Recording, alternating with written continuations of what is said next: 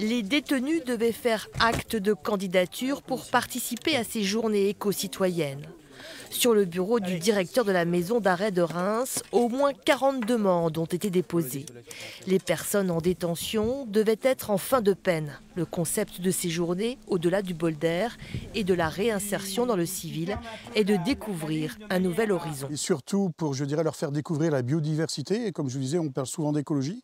On sensibilise souvent les lycées et les collèges. Mais je crois que les personnes d'études ne doivent pas être oubliées et peuvent être des vecteurs, des relais pour partager la connaissance de la nature, de la faune, de la flore et d'optimiser leur connaissance sur la biodiversité. Plusieurs d'entre eux ont déjà participé à une première journée et ont souhaité renouveler l'expérience. Ça fait partie de ma démarche de réinsertion, tout ça. Et monsieur le directeur, il m'a accordé le faveur de... Et voilà quoi.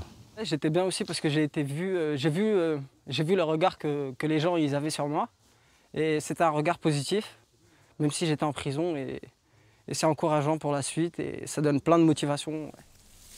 Du côté de l'Office national de la chasse et de la faune sauvage, cette première expérience a été riche d'enseignements. C'est tout simplement de dépasser ces a priori, passer notre message aussi en matière d'environnement et le respect de l'environnement. Personnellement, oui, j'ai l'intention de renouveler.